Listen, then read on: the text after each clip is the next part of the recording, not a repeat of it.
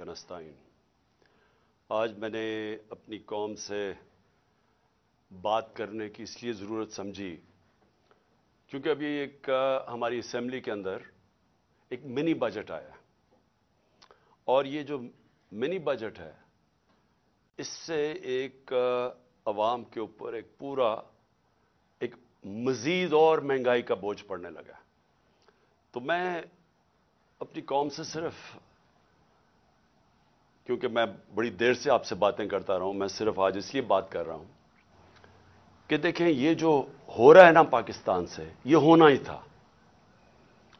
जब हमारी हुकूमत हटाई गई तो मैं तब से कह रहा हूं कि मुल्क के मसलों का हल सिर्फ एक है, वो इलेक्शंस करवाएं और अवाम के मैंडेट से एक हुकूमत लेके आएं, जो हुकूमत फिर वो फैसले करे मुल्क के लिए जो मुश्किल फैसले हैं, लेकिन क्योंकि अवाम के मैंडेट से वो हुकूमत आई होगी वो फैसले कर सकेगी। और मैं तब से कह रहा हूं कि इलेक्शन के अलावा पाकिस्तान के मसले मसाइल का कोई हल नहीं। हमारी जब हुकूमत जो साजिश हुई और जब गिराई गई तो मैंने ये एक चीज बार बार कही कि जो नई हुकूमत आएगी उससे ये मुल्क संभाला नहीं जाएगा। जो वो आज कहते हैं, जो साहब के जनाब इमरान खान मुल्क बर्बाद करने लगा था, उसको भी बताया कि देखें अगर आपने इस वक्त सियासी इस्तेकाम ना कायम किया, यानी कि अगर पॉलिटिकल इंस्टेबिलिटी आती है तो ये जो आपने चोरों का पलंदा जो इकट्ठा करके हमारे ऊपर मुसल्लत करने लगे हैं ये नहीं संभाल सकेंगे। तो आज ये जो मिनी बजट है ये जरा पूरी कहानी देखें कि 10-11 महीने में पाकिस्तान किधर से किधर पहुंच गया। और मैं आज ये पहले बजट के ऊपर अपना छोटा सा तबसरा करके मैं आज ये कहना चाहता हूं कि ये रुकना नहीं लगे। ये हम अगर IMF की बातचीत मान भी गए, ये अभी यहां रुकने नहीं लगा हमारे मुल्क का जो तेजी से हम दलदल में फंसे हुए हैं और फंसते जा रहे हैं। देखें, जब इनकी हुकूमत आई तो सबसे पहले दुनिया पाकिस्तान को कैसे देखती थी। हमारा जो जिसको कहते हैं एक डिफॉल्ट रिस्क रेशो कि एक मुल्क ने जो कर्जे लिए हुए हैं वो क्या चांस है वो कर्जे का डिफॉल्ट करने का, वो 5% था। आज मुल्क के हालात ये हैं कि जो लेटेस्ट जो इंटरनेशनल क्रेडिट एजेंसी जो बताती है कि पाकिस्तान के माशी हालात क्या है, उसमें फिच एक एजेंसी है, उसने CCC- कर दिया पाकिस्तान को। यानी हम अब वो श्रीलंका की स्टेज के ऊपर पहुंच गए हैं कि दुनिया हमें वो देख रही है, वो मुल्क जो कि अब एक बास्केट केस बन गया, यानी वो डिफॉल्ट के उतना करीब पहुंच गया कि किसी बाहर के मुल्क ने इस मुल्क को कर्जे भी नहीं देने, कमर्शियल बैंक्स ने कर्जे नहीं देने, कोई इन्वेस्टमेंट नहीं पाकिस्तान में आनी। तो जो आज हालात हैं इसके अंदर अगर हम ये समझ रहे हैं कि IMF के हम ये बातचीत मान जाएंगे उससे मुल्क ठीक हो जाएगा, इस खुशफहमी में कोई ना रहे, क्योंकि जो मुश्किल हालात अब ये मजीद और बिगड़ेंगे। तो मैं पहले अपनी कौम को सिर्फ याद कराना चाहता हूं कि जब हमारी हुकूमत हटाई गई थी और आज आम आदमी की जिंदगी में क्या फर्क पड़ा है। मैं मुखातिब हूं अपनी आम आवाम से, अपनी मिडिल क्लास से, सैलरीड क्लास जो तनख्वाहदार तबका है, वो आज किस मुश्किलात से गुजर रहा है। मैं वो लग्जरी आइटम्स की नहीं बात कर रहा कि बड़ी बड़ी गाड़ियों की, इंपोर्टेड चीज की और वो जो हमारी पैसे वाले लोग चीजें लेते हैं उसकी महंगाई की बात नहीं कर रहा। मैं बात कर रहा हूं जो सारी जो ख्वातीन आज मेरा ये सुन रही हैं, जिनको अपने खाने पीने की चीजें जो उनको चाहिए होती है अपने खानदान को, सही बच्चों को सही खाना खिलाने के लिए, मैं उनकी बात कर रहा हूं कि उनके ऊपर आज क्या गुजर रही है। जरा ये देख लें। जब ये सारों ने मिलके, ये जो आज PDM के लोग हैं, ये सारे कहते थे जी महंगाई हो गई, महंगाई मार्च करो, 4 रुपए हमने वो पेट्रोल की कीमत ऊपर की तो कहा कि पेट्रोल बम गिर गया है। तो उन्होंने एक दफा वो फजल रहमान आ गया था महंगाई मार्च करके, दूसरी तरफ वो काम पे टांगने वाले वो बिलावल आ गया था, उसके बाद 2 दफा फजल रहमान और उसके बाद ये مریم نے کوئی راستے میں رہ گئی تھی، اس کی بھی لانگ مارچ، لیکن سب کا ایک کہہ رہے تھے کہ مہنگائی سے لوگ تباہ ہو گئے۔ تو آج اللہ کیونکہ الحق ہے، سچ کا خدا ہے، اس کی وعدہ ہے کہ وہ سچ سامنے لے آئے گا۔ ذرا آج قوم کو بتانا چاہتا ہوں کہ آج آٹا ہمارے دور میں 60 روپے کلو تھا، آج 135 روپے کلو پہنچ گیا، جو عام آدمی کھانے کی اس کی پینے کی چیز ہے۔ جو گھی ہے وہ 380 ارب تھا، آج 600 ارب کے جی پہنچ گیا۔ جو چکن عام آدمی کی، جو خاص طور پہ کبھی کبھی اپنے بچوں کو وہ چکن کھلاتے ہیں، وہ 335 روپے کے جی سے 700 روپے کے جی پہ پہنچ گیا۔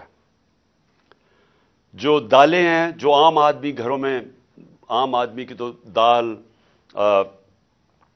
دال روٹی، پیاز کی قیمت دگنی سے بھی زیادہ ہو گئی ہے۔ دالیں گئی ہیں 250 روپے کے جی سے 400 روپے۔ اور اب کسان دیکھیں، ہمیں جب تک کسان کو نہیں اٹھاتے، اور جو ہم نے پوری کوشش کی اٹھانے کی، اور ماشاءاللہ ہمارے دور پہ آخری 2 سال میں کسانوں کے پاس ریکارڈ پیسہ آیا۔ ہم نے ان کو ٹائم پہ جو گنے کی فصل کٹتی تھی، شوگر مل سے ٹائم پہ پیسہ لے کے دیا، پوری قیمت لے کے دی، کٹوتی ختم کی، ٹائم پہ پیسہ ملونا اور اپنی زمینوں پہ لگایا۔ ریکارڈ 4 فصلوں کی ریکارڈ پروڈکشن 2 سال ہوئی ہماری، یعنی بمپر کراپس ہوئی۔ تو آج وہ جو یوریا استعمال کرتا ہے وہ 1668 روپے ہمارے دور میں تھا، آج یوریا گیا ہے 3000 روپے پہ۔ ہمارا پھر میں اور بھی چیزیں جو گھر بنانے کے لیے سریا لوگ استعمال کرتے ہیں، سیمنٹ استعمال کرتے ہیں، تو سیمنٹ گیا ہے 865 روپے سے 1062 روپے پہ۔ جو سریا استعمال کرتے ہیں وہ 2 لاکھ روپیہ ٹن سے، سلیب سے، وہ گیا ہے 3,05,000 پہ۔ 2 لاکھ سے 3,05,000 پہ۔ اب جو لوگوں نے گھر بنا رہے ہیں، کنسٹرکشن کر رہے ہیں، ان سب کو مشکلیں پڑ گئی ہیں۔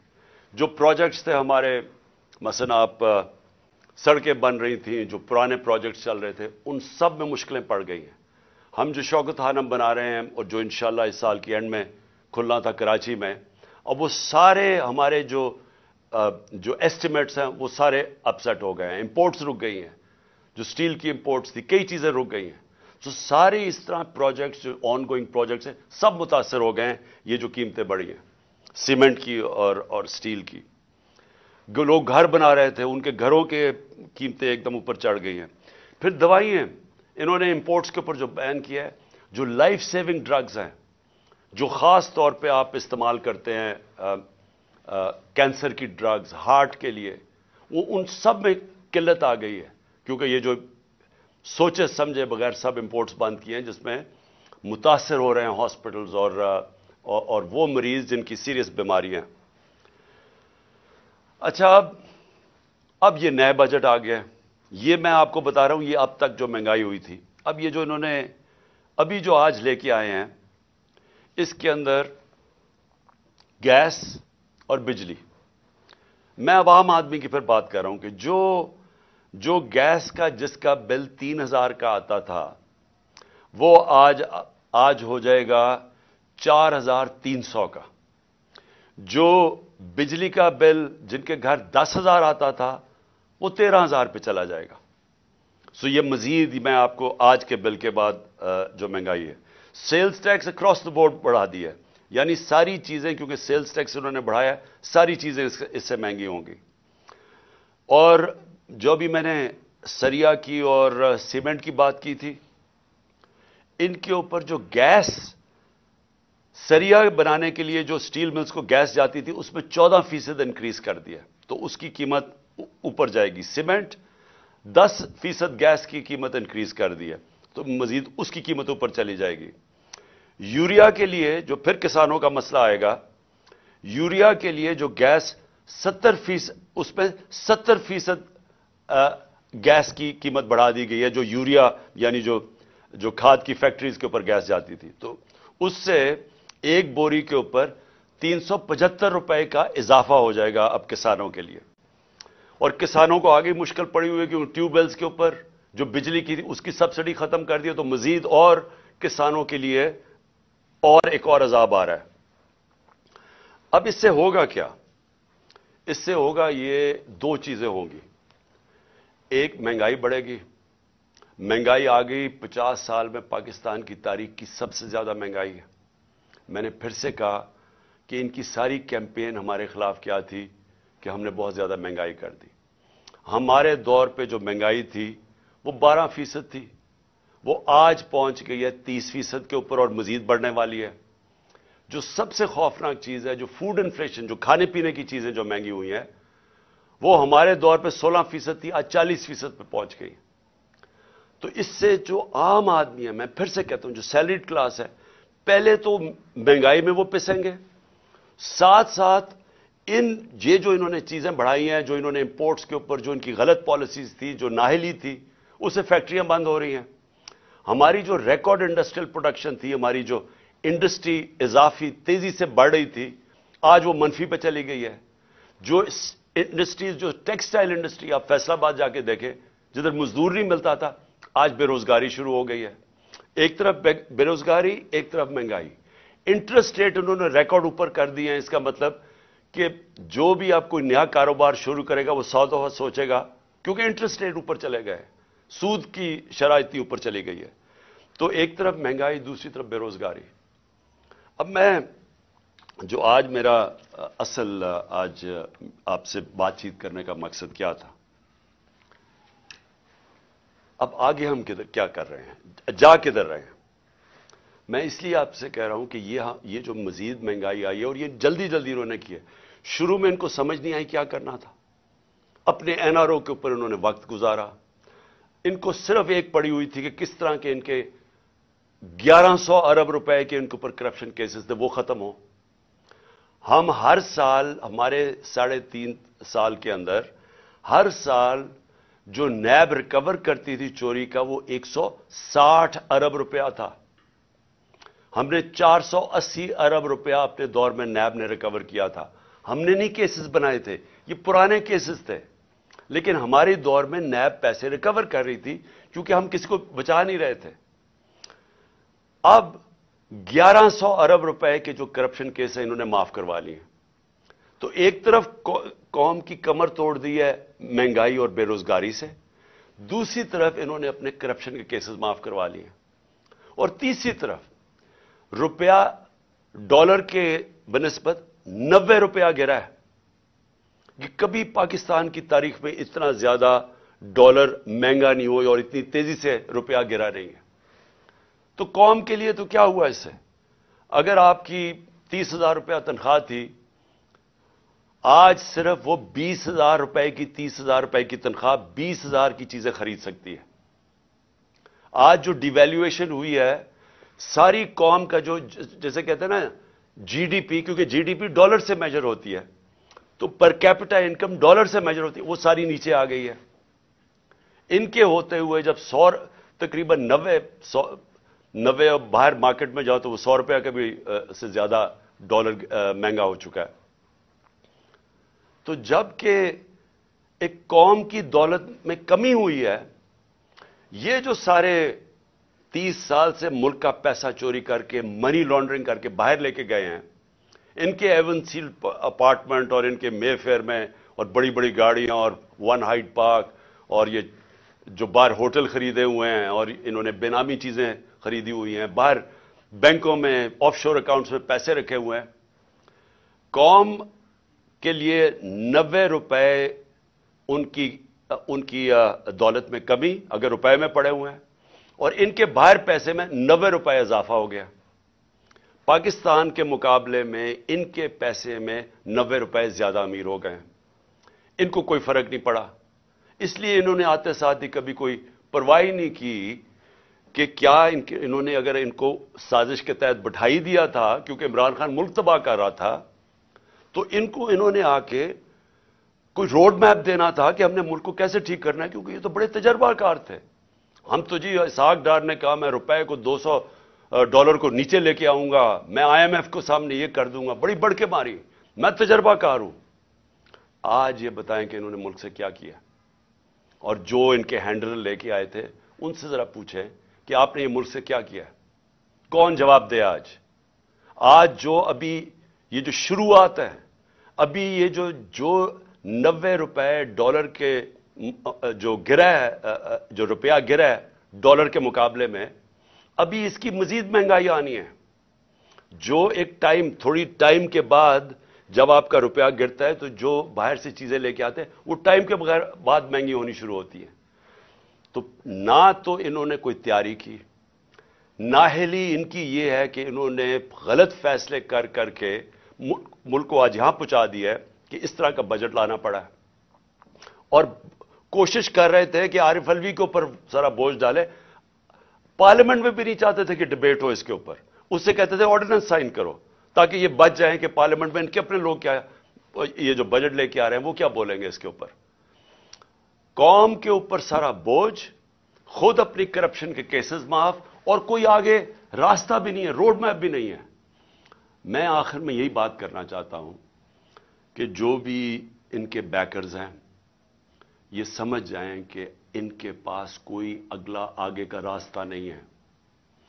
یہ اگر سمجھ رہے ہیں کہ اس سے آپ IMF کے ڈالرز آ جائیں گے تو وہ یہ ایسے سمجھیں کہ یہ کینسر کا علاج ڈسپلن سے ہو رہا ہے، تھوڑی دیر کا تھوڑا سا آرام آئے گا، لیکن کینسر جب تک کاٹ کے نکالی نہ جائے یہ کینسر پھیلتی جائے گی، یہ قرضے بڑھتے جائیں گے، آمدنی سکڑتی جا رہی ہے۔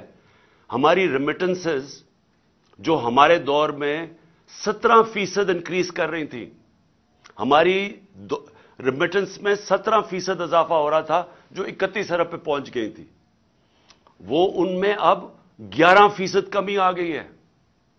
تو پہلے تو اضافہ ختم ہوا اور پھر 11% کمی آ گئی ہے، یعنی جو ڈالرز آنے تھے ریمیٹنس سے وہ کم ہو گئے ہیں، ایکسپورٹس گر گئی ہیں ہماری۔ تو ہمارے پاس تو جو آمدنی ہے وہ تو سکڑتی جا رہی ہے، فیکٹریاں بند ہو رہی ہیں، بے روزگاری بڑھ رہی ہے، لیکن قرضے بڑھتے جا رہے ہیں کیونکہ یہ تو قرضے ہی لیے نا IMF سے، اور ہم یہ امید رکھ رہے ہیں کہ اور بھی ملٹی نیشنلز قرضے دیں گی، تو وہ تو قرضے ہیں۔ تو یہ حل تو نہیں ہے۔ حل کیا ہے؟ حل جو میں تب سے کہہ رہا ہوں، میں نے کوشش بھی کی، اپنی گورنمنٹ خود میں نے ڈیزالو کی اپریل میں الیکشنز کروانے کے لیے، لیکن پورا پلان بنا ہوا تھا کیونکہ فیصلہ ہو گیا تھا عمران خان بہت خطرناک ہے اس ملک کے لیے۔ تو تب سے وہی ابھی بھی حل ہے۔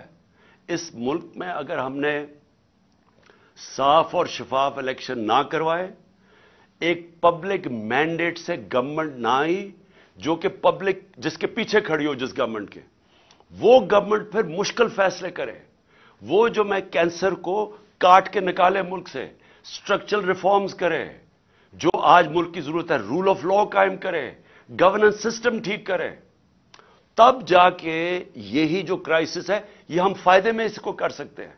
یہ جو ہم دلدل میں پھنسے ہوئے ہیں اس میں نکلتے نکلتے ہم ملک کو پوری طرح اٹھا سکتے ہیں۔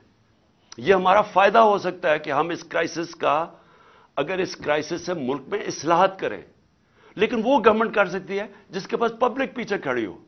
جب آپ کے پاس پبلک مینڈیٹ نہیں تو آپ ان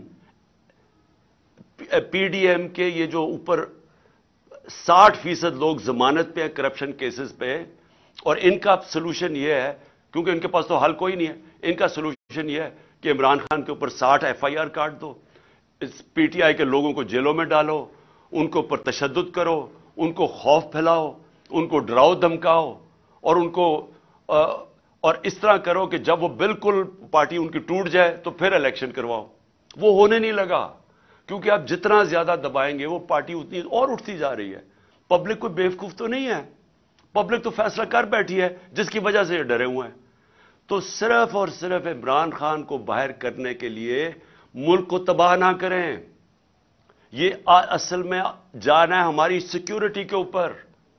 جو آج ہمارے حالات ہو گئے ہیں، ہم تو کسی کے سامنے اب کھڑے بھی نہیں ہو سکتے، کیونکہ ہمیں تو انہوں نے ملک کو ادھر پہنچا دیا۔ $300 ارب سے کم تو ریزروز رہ گئے ہیں۔ ہمارے پاس کیا اب ہے کہ اپنے پیر پہ کھڑے ہوں، کسی کو کہیں کہ نہیں جی ہمیں پاکستان کی خودداری چاہیے، ہم پاکستان کی سوورنٹی چاہیے؟ ہم کیسے کہہ سکتے ہیں جب ملک کے حالات یہاں پہنچا دیے؟ اس کے لیے اپنے ملک کو بچانے کے لیے طریقہ یہ نہیں ہے جو کیا جا رہا ہے کہ ہائی کورٹ کہہ رہا ہے کہ الیکشن کرواؤ، وہ الیکشن کمیشن جناب بیٹھی ہوئی کہ ہم الیکشن نہیں کرواتے، وہ بہانے مار رہی ہے الیکشن کے۔ پاکستان کا آئین کہتا ہے 93 میں الیکشن کرواؤ، یہ کوئی بہانہ مار رہا ہے، کوئی صرف ڈرے ہوئے ہیں الیکشن ہارنے سے۔ پاکستان کی آئین کی وائلیشن جس طرح کی جا رہی ہیں اور جس طرح آگے پلان بن رہا ہے، یہ جو بھی لوگ سمجھ رہے ہیں کہ اس سے وہ اپنی ذاتی فائدہ اٹھا دیں گے، وہ ملک کو ڈبو دیں گے۔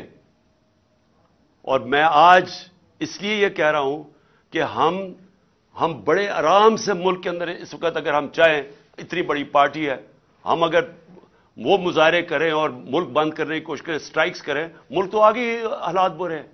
اس لیے ہم نے پرامن احتجاج کا فیصلہ کیا کہ ہم جیل بھرو تحریک شروع کرنے والے ہیں، بتانے کے لیے کہ آپ اس طرح ایک ملک کو استعمال تھوڑے سے لوگوں کے ذاتی مفادات کے لیے نہیں کر سکتے۔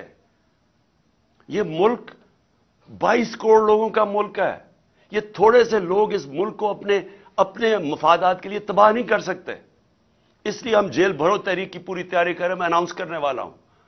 اور لوگوں کو صرف خوف دور کرنے کے لیے کہ یہ سمجھتے ہیں کہ خوف پھیلا کے جیلوں میں ڈال کے FIRs کر کے یہ اسی طرح بیٹھے رہیں گے، اور پھر کسی نہ کسی طرح دھاندلی کر کے ایک وہ الیکشن کمیشن، بے ضمیر الیکشن کمیشن کے ذریعے ایک جانبدار الیکشن کمشنر کے لیے یہ جو چیف الیکشن کمشنر ہے اس کو استعمال کر کے کسی طرح پھر ان چوروں کو مسلط کر دیں گے۔